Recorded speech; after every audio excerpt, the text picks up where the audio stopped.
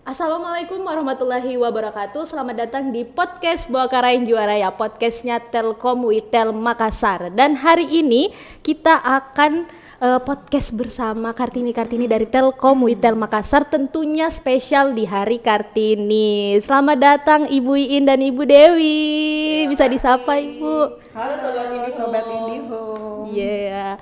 Jadi ini Sobat Indihome adalah Kartini dari Telkom Witel Makassar ya, mewakili Kartini dari Witel Makassar gitu. Gimana kabarnya Ibu Dewi, Ibu Iin hari ini? Ibu Dewi gimana nih kabarnya, Bu? Kabar saya baik sekali. Apalagi lihat senyum ininya ya, senyum Yang hostnya manis itu nih. kayaknya kita tambah segar. Wah, senyum semangat ya dari hostnya ya, Bu. Walaupun nervous nih sebenarnya ya. Senyum Kartini muda. Senyum Iya. Kartini muda. Ini Bu Dewi awal-awal udah langsung gombal. Ini customernya digombal juga ya, Bu? Harus. Harus ya, Bu. Biar collectionnya lancar. Biar bayar ya. Biar bayar tepat Biar waktu bayar. ya. Tepat, Pak. Nah, kalau Bu ini nih gimana Ibu kabarnya nih? Iya Mbak Fira, alhamdulillah sehat, puasanya lancar ya. Mudah-mudahan sampai di akhir nggak ada bolongnya. Amin. Ya, tetap harus lancar dong walaupun Iya, kita kerja ya. Betul. Tetap harus puasa. Oke. Ini karena kita spesial Hari Kartini nih dan Ibu Dewi dan Ibu Iin terpilih nih ya, terpilih untuk kami undang ke sini. Nih, Bu, mungkin kita bisa bahas dulu ya nih awal-awal kira-kira apa sih yang Ibu ingat dari seorang Kartini? Mungkin dari Ibu Iin dulu.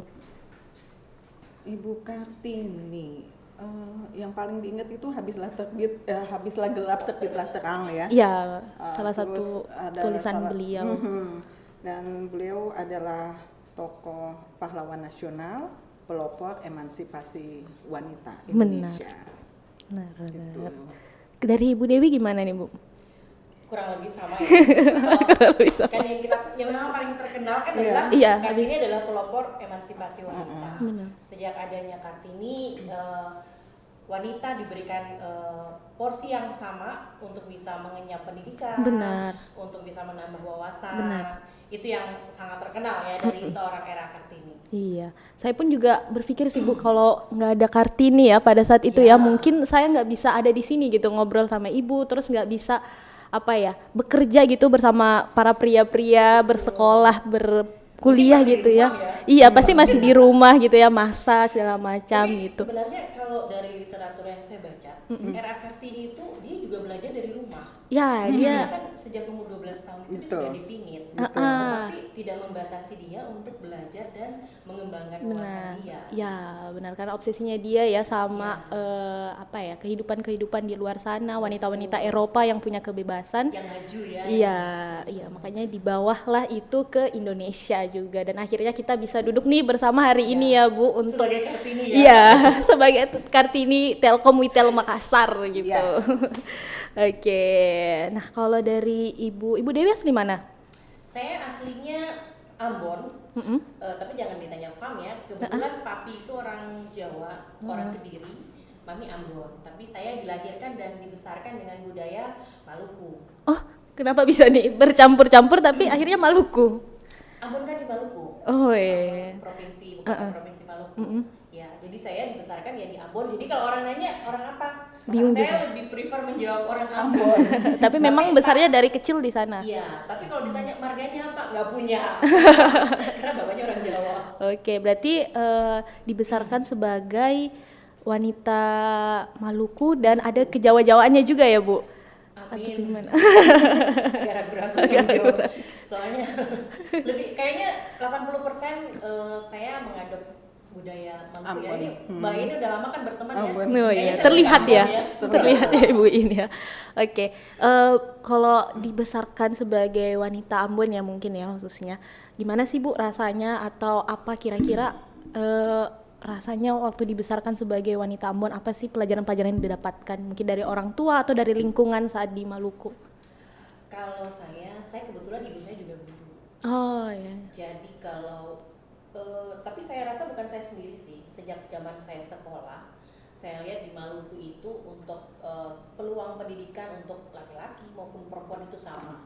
Oh, ya, iya. sudah sejak zaman saya sekolah itu, pada zaman SMA kami lulus pun ada peluang untuk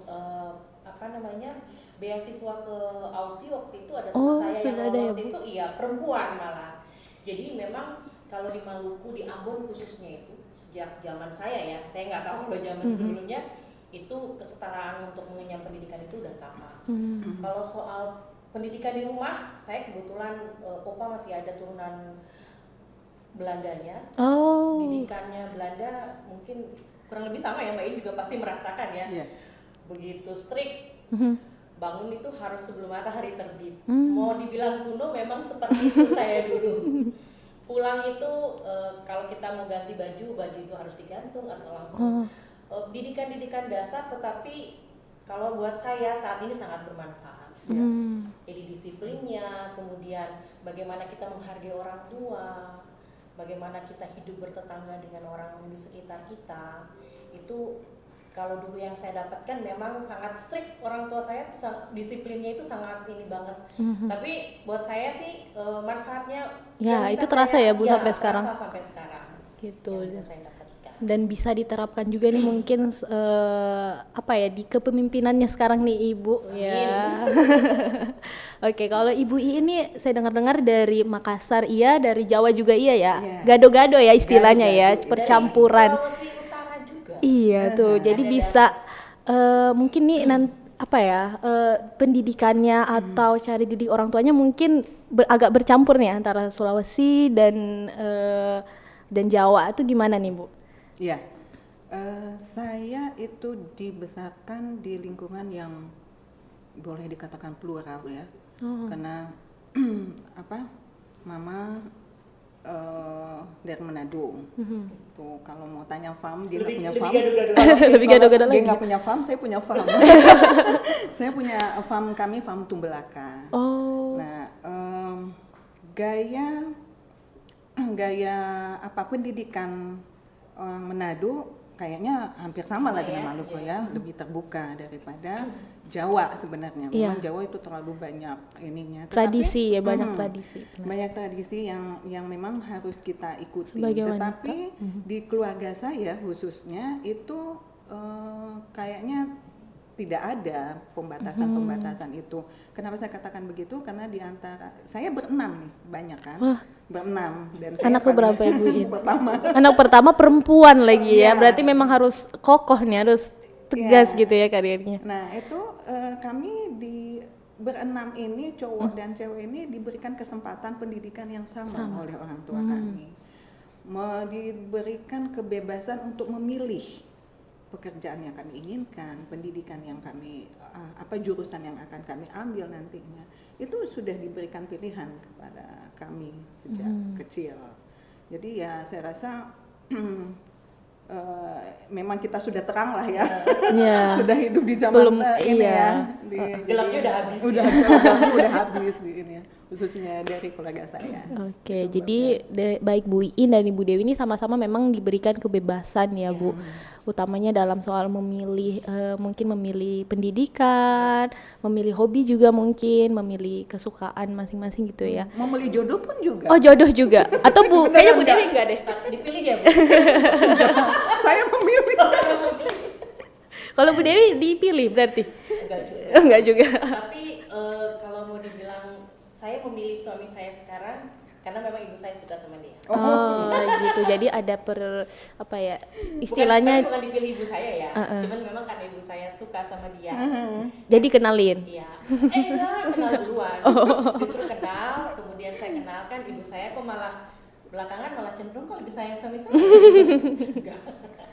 Tapi beliau sayang dan memang suka sama, waktu itu masih calon ya. Iya. Di mana-mana kan restu orang tua kan kita ini ya, Mbak ini ya. Kita ikutin. Biasanya jalannya lempeng kalau diikutin restunya orang tua. Oke. Tapi kan sudah sama-sama berkeluarga. Kalau Ibu Dewi anaknya berapa? Satu. Bu Iin? Temannya Mbak. Tiga. 1 dan 3. Nah ini kalau dari segi suaminya Ibu nih masing-masing, apakah memberikan syarat-syaratkah untuk bekerja atau memberikan kebebasan saja atau seperti apa, Bu? Mungkin dari Bu Iin? Ya, saya memang dari kecil memang suka kebebasan ya. Suka berorganisasi mungkin ya Bu? Berorganisasi itu sudah di sekolah gitu ya.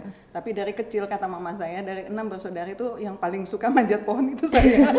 Padahal ada perempuan ya Bu? Iya, dan itu ternyata begitu ini kerja gitu, ketemu lagi sama tetangga ini, oh ini yang suka pernah ini ya, suka manjat pohon dulu ya. Tetangga ya Mbak? Oh, sumpah baru tahu. Ya gitu ya, jadi itu saya di keluarga saya juga sebelum menikah ya sama suami, saya itu udah bilang saya ketemu abang, saya manggilnya abang kan ya. Abang. Jadi saya sebelum ketemu abang saya sudah bekerja. Oh iya. Jadi tolong, jadi nanti kalau setelah kita menikah, tolong jangan larang saya untuk berhenti bekerja. Gitu. Memang sudah dibahas ya dari awal. Saya gitu, memang suka membahas segala sesuatunya itu di awal supaya Iya, di belakangnya nggak ada Bu. masalah ya Mbak Benar. Dewi ya. Iya, begini nih Kartini zaman sekarang ya. Harus Benar, harus belak-belakan di begitu. depan Iya, ya, benar kan? Bu, daripada nanti di akhir tidak ada kecocokan ya. Jadi mending Iya. dari awal kita clear Sudah kan ada gitu. kesepakatan di awal. Iya. Gitu. Gitu ya kalau abangnya Ibu Iin, kalau abangnya Ibu Dewi. Sepertinya Mbak Mira ini sedang menggali caranya. Bagaimana caranya, Bu? Dijadikan pengalaman. Oh, iya. Kalau saya Mbak Mira, kebetulan saya dengan suami di pendidikan yang sama di Telkom. Oh. Ya, kami masuk sama-sama berjodoh di Telkom, hasil pendidikan katanya. Hasil pendidikan dan puji Tuhan mungkin sama juga dengan si abang ya. Si abang. Kalau suami saya juga dia tidak membatasi saya untuk bisa belajar, untuk bisa mengejar karir. Cuman memang sebagai satu keluarga ada komitmen-komitmen kami di dalam keluarga yang memang kita sudah sepakati. Ya, saling membagi. Saling membagi peran. Iya, ada hal mungkin yang memang mungkin kalau sepenglihatan orang mungkin wah sepertinya dibatasi nih. Itu ketika saya ada tawaran untuk jenjang yang lebih baik tapi di luar kota waktu itu ya Mbak Ini ya mungkin Mbak Ini tahu. Nah, waktu itu ngobrol sama suami, terus suami juga kurang setuju karena kita kan jadinya pisah LDR jadinya.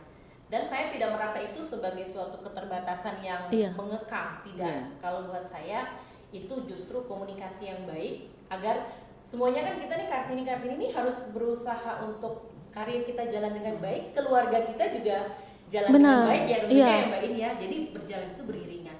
Tentunya harus ada komitmen, harus ada kesepakatan dengan suami, entah itu dengan anak juga mungkin, atau dengan waktu dulu mungkin dengan keluarga atau asisten yang mungkin juga ikut menjaga anak di rumah. Itu kan kita harus ada kesepakatan atau komitmen. Tapi sejauh ini kamu mau sekolah, kamu mau baca apapun, kamu mau keluar yang penting jangan pulang malam.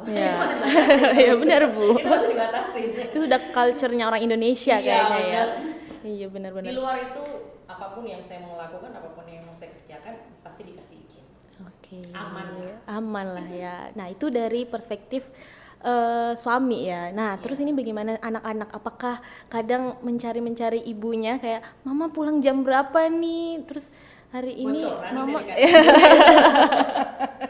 apakah ada apa ya kayak perasaan-perasaan ya kan namanya juga wanita bekerja gitu ya pasti banyak beberapa waktu juga tersita untuk pekerjaan. Nah gimana nih sikap anak-anaknya ibu ya dalam menghadapi itu? Mungkin dari Ibu Dewi dulu. Dari saya jujurly ya. Jujurly. Anak saya panggilnya Kakak Jo. Iya. Mbak Mira tahu ya. Iya, Kakak Jo. Teman sekolah saya nih Sobat Indiom. Kakak Jo itu memang termasuk salah satu anak yang suka komplain juga. Dulu. Bukan karena dia sendiri kayaknya sih Bu ya. Nggak ada teman jadi, mainnya. Kadang 5:30 itu kalau kami belum sampai di rumah dia sudah nelpon. Mama di mana? Posesif ya kamu Jo ya. Jadi karena sendiri itu ya, Iya. sendiri dia nggak ada teman, jadi akhirnya mama ada di mana gitu. Tapi buat saya itu menjadi remind juga bahwa oh iya ini sudah waktunya. Kadang-kadang kita kalau bekerja kan lupa waktu ya. Iya keenakan gitu. Iya suka keenakan. Padahal ada tanggung jawab lain yang harus kita emban gitu. Tapi kalau di luar itu dia sih fine saja ibunya bekerja. Cuman ya itu kalau kita juga sakit, kemudian mama kayaknya terlalu capek deh pulang Perhatian. malam, pulang iya kan Posisi. sama kayaknya ya. Sama kayaknya. Tapi kalau misalnya dia mencari, jujurly dia yang selalu merimain saya, mama kok belum pulang, mama lagi posisi di mana. Akhirnya itu juga memberikan pelajaran, oh iya saya harus bisa membagi waktu dengan baik. Ada tanggung jawab di kantor, ada juga tanggung jawab di rumah ya Mbak Ini ya. Oke, ya memang sih seperti itu. Kalau Ibu Pengalaman ini, juga. oke, kalau Ibu ini bagaimana Ibu? 3 anak nih, nah Iya. tadi kan 1, ini 3, pasti 3-3 ini punya perbedaan nih. Karakter Iya. masing-masing Ada ya. cowok ada cewek ya, beda ya. Betul. Tapi pada intinya sama aja sih semuanya. Atau mereka berembuk, mama mana nih? Kita berembuk, ntar mama pulang. Iya, namanya anak pasti mencari ibunya dong. Iya. Nggak mungkin mencari ibu orang lain kan. Bahaya dong Bu. Iya, jadi memang seperti yang disampaikan sama Mbak Dewi ya, bahwa anak-anak itu memang waktu masih kecil-kecil, dia belum terlalu banyak kegiatan kali ya, itu mencarinya memang ibu. Begitu tidak ada, ibu yang dicari ya, kita yang dicarinya. Karena memang Itu ini ya sesuatu yang- lebih ada ikatan kalau mau Iya, ngobrol curhat gitu ya ke betul, ibu betul gitu. sekali. Nah, anak-anak saya itu, tapi alhamdulillah ya, dengan anak-anak yang dibawa orang tua, yang mempunyai orang tua, kedua-duanya bekerja, itu mandiri loh. Ya. Benar Bu, saya merasakan itu juga. Gitu kan? Kayak Dia- saya mereka apa-apa lebih pakai mandiri. baju sendiri dari SD Benar gitu. banget, iya. Jadi ya alhamdulillah lah ya, kita sedikitnya tidak merasa bersalah. Setidaknya itu mungkin gimana ya, dikomunikasikan gitu ya. Iya, betul. Komunikasikan, diingatkan gitu. Iya. Karena takutnya juga anak-anak malah keluyuran kemana-mana. Betul-betul. Karena memang banyak yang terjadi juga seperti itu. Kita memberikan pemahaman kepada anak-anak bahwa mama, bunda keluar itu mencari bekerja untuk menghidupi kalian gitu kan, untuk kehidupan kalian yang lebih baik di kedepannya, untuk pendidikan kalian yang lebih baik itu. Jadi ditekankan kepada anak-anak bahwa kami itu keluar bukan hal yang sia-sia. Kami bekerja dari pagi sampai sore itu bukan sesuatu yang sia-sia, tetapi demi masa depan anak-anak. Oke. Gitu. Kalau Ibu ini tadi anaknya yang cewek berapa berarti? Di tengah dia. Oh, sendiri? Dia nomor 2. Oh sendiri. 2 cowok. Ada Kartini nih ya Ada sendiri. Kartini. Iya. Calon penerus Kartini ya. Iya, calon-calon penerus Kartini. Oke. Kalau ya memang sampai saat ini pun di zamannya Ibu, alhamdulillahnya, terus di zaman Vira juga sama, makin kesini makin banyak kesempatan untuk perempuan gitu ya. Apalagi yang kita tahu juga nih Bu Dewi sekarang jadi manajer dari dari 4 wanita di Telkomsel ya, jadi manajer, salah satunya ada Bu Dewi juga gitu, dan Bu In juga sekarang jadi Asman gitu ya, dikasih kesempatan ya. Memang tidak hanya di Telkom saja memang ya, di tempat-tempat lain pun banyak menteri juga yang akhirnya perempuan, terus banyak kesempatan lah buat perempuan gitu. Nah, kalau sekarang selain kesempatan-kesempatan itu, bagaimana sih Ibu melihat perempuan saat ini atau Kartini masa kini? Dari Ibu Iin mungkin. Ya, saya lihat belakangan ini sudah semakin banyak kesempatan yang diberikan kepada kaum perempuan ya, dari segi politik, ekonomi dan lain-lainnya. Yang dulunya mungkin pekerjaan yang dianggap tabu dilakukan oleh perempuan, itu sudah banyak perempuan di situ. Nah, ini suatu kebanggaan mungkin ya, kebanggaan, dan mungkin juga terasa terima kasih kami kepada Ibu Kartini yang sudah memperjuangkan pada saat zaman itu. Kan kita tahulah ya, zaman-zaman yang dulu itu sangat susah untuk belajar. Padahal meskipun Kartini itu dari keluarga moderat juga, saya katakan moderat karena dia diberikan pendidikan Belanda sebenarnya kan oleh bapaknya. Nah, tapi dengan pemikiran dia bahwa bukan saya yang maju sendiri, perempuan Indonesia juga harus maju. Nah, dari situlah makanya kita menikmati hasil dari pandangan perjuangan Kartini pada saat itu. Sampai saat ini pun ya terasa itu. Sangat terasa sekali bahwa perempuan itu sudah diberikan kesempatan yang besar sekali. Dan waktunya lah perempuan-perempuan Indonesia untuk membuktikan bahwa dia mampu. Dia berdaya dan berkarya nyata. Gitu. Wah, Luar biasa. Luar biasa. Ini dia Kartini ya. Ini dia Kartininya. Kartini memang. Kayaknya perlu ganti nama, Bu. Jangan-jangan nama tengahnya Ibu ini. Kartini. Sayanya nggak lahir di April, saya di Oh, iya. Februari. Oh, Mas. gitu. aduh. Nanti kita sesuaikan, boleh, Bu? Oke, kalau Ibu Dewi sendiri nih bagaimana melihat Kartini-Kartini kita masa kini nih, apalagi mungkin bisa terlihat, sudah sangat terlihat ya di zamannya Vira juga ya, sudah mulai kelihatan nih Kartini-Kartini zamannya Vira, terus zamannya Ibu juga. Bagaimana Ibu memandangnya? Yang pasti kalau menurut saya, mungkin tadi udah banyak disampaikan Bu In. Yang satu hal yang harus kita ingat, ayo kita menjadi Kartini-Kartini yang memberikan dampak positif pastinya untuk orang-orang yang ada di sekitar kita. Dan yang perlu diingat untuk generasi seterusnya bahwa menjadi seorang Kartini itu dia tidak harus mungkin berkarir juga ya.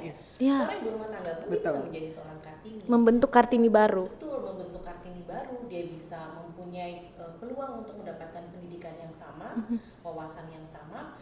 Jadi untuk ibu-ibu yang ada di rumah yang dan mungkin suatu saat ada wanita muda yang memutuskan, oh saya ingin di rumah saja, tidak berarti bahwa dia berhenti untuk menjadi penerus Benar. Kartini. Dia bisa mengembangkan pendidikannya di rumah, wawasannya di rumah, bisa sekolah juga untuk dia bisa mengimbangi mungkin pergaulan nanti dengan anak-anaknya ketika ada pertanyaan atau ada wawasan yang mungkin dia harus jawab. Nah, jadi yang pasti itu tadi bahwa kita harus memberikan energi positif, jangan sampai kita menjadi Kartini yang menuntut hak emansipasi yang kebablasan.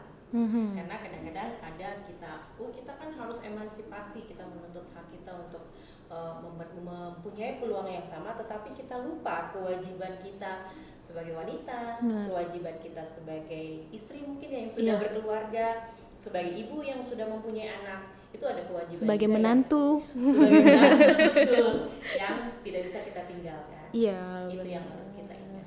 Apalagi tadi kata Ibu Dewi juga anak pun bisa mengerimain kita nih untuk mengingatkan bahwa kita nih punya peran di rumah juga gitu ya. Dan sekarang pun juga perempuan-perempuan punya kesempatan walaupun di rumah aja nih istilahnya ya. Karena sekarang kan banyak pekerjaan-pekerjaan dari rumah, pendidikan dari rumah, iya, bisnis online gitu ya, bisa sambil berbisnis, bisa sambil mengurus anak, menjaga anak di rumah gitu. Jadi sekarang pun makin terbuka nih luas kesempatannya gitu. Nah, kira-kira bersyukur nggak nih Bu terlahir sebagai perempuan, ataukah pernah ada kepikiran cobanya saya laki-laki begitu, cobanya saya laki-laki, atau mungkin Bu Iin ya karena suka manjat-manjat ya. Kalau jujur saja sih kalau Vira sih pernah ya, kalau atau misalnya nih kalau lagi dilarang nih keluar rumah, kok saya jam 7 harus pulang tapi adik saya jam 9 bisa pulang lah, zaman-zaman kayak gitulah, pasti kayak aduh seandainya saya laki-laki, tapi kan nggak boleh nih sebenarnya ngomong gitu ya.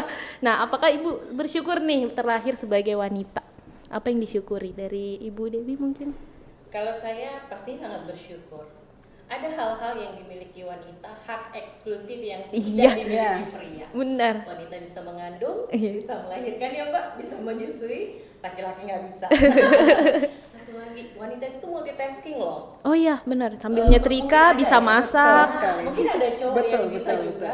Tapi kalau yang saya lihat banyak wanita yaitu tadi bisa sambil masak, sambil ngerjain laporan mungkin itu. Sambil balas email. Sambil balas email. Sambil bikin susu buat anak. Iya.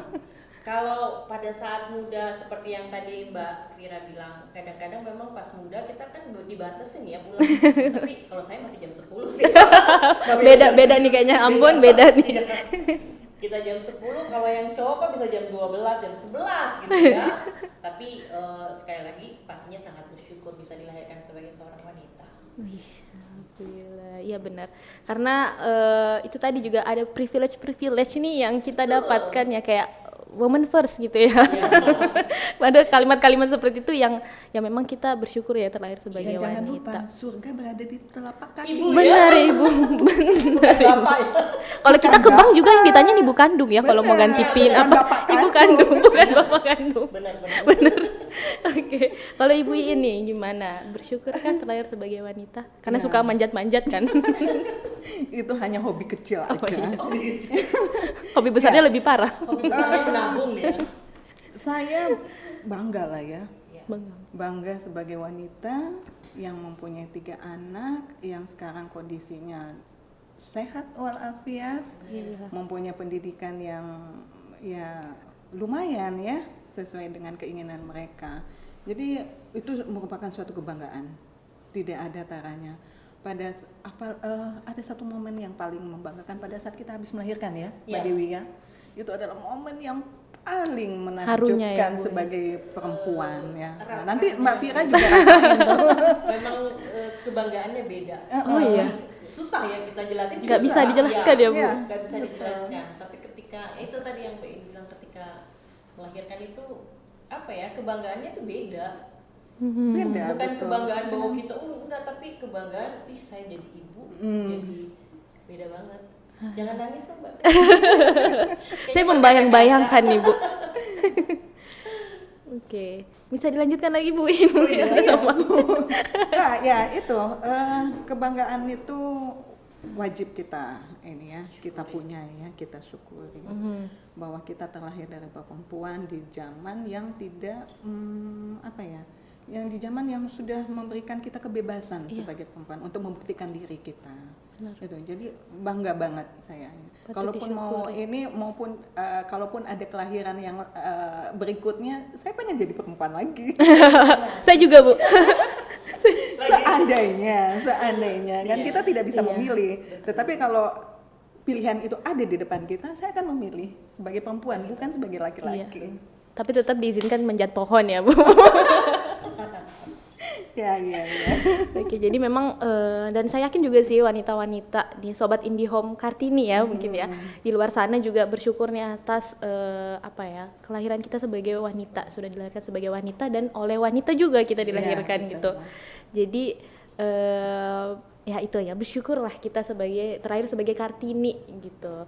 Nah tadi kan kita juga menyebutkan bahwa wanita ini perannya cukup banyak juga ya, jadi ibu juga, jadi istri juga, jadi menantu juga, jadi menteri keuangan, jadi menteri kesehatan, presiden gitu ya, Bu, banyak ya.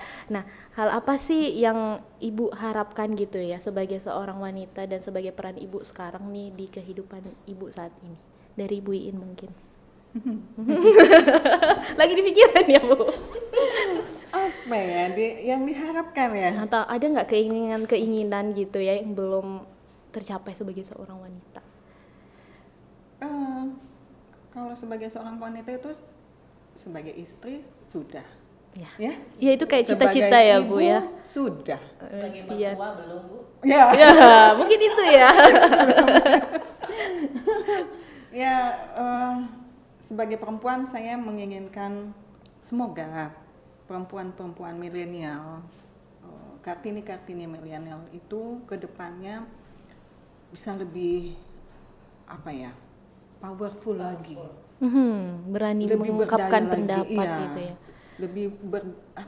lebih berberdaya lagi deh, mengeluarkan semua potensi-potensi yang ada dalam dirinya untuk kemajuan bangsa dan negara Indonesia. Iya, amin. Ya, kalau Ibu Dewi seperti apa nih? Saya mungkin melengkapi ya. Tadi udah Mbak In sampaikan mengeluarkan potensi kita yang ada, karena kadang-kadang sebagai wanita kita suka ada rasa, kadang-kadang nggak sih rasa sungkan, sebenarnya saya bisa loh, tetapi karena kita mungkin di antara kaum lelaki ada laki-laki rasa mau dulu deh. ada rasa sungkan, ini sebenarnya saya bisa loh, iya. Ya kan? Betul. Nah, wanita-wanita sekarang mungkin harus lebih berani untuk bisa, saya yakin, saya pede, saya pasti bisa. Gitu. Itu yang harus kita tanamkan, karena saya nggak tahu ya kalau Mbak In ya, kalau saya kadang-kadang hal itu masih muncul gitu ketika, aduh saya pengen keluarin ini, tapi saya bisa loh ini sebenarnya gitu. Tapi ada keraguan. Nah itu mungkin yang harus kita latih ya, untuk mempunyai rasa percaya diri mungkin Mbak In ya, untuk kita mengemukakan pendapat, entah itu nanti disampaikan, diterima atau tidak, tetapi kita berani menyampaikan itu.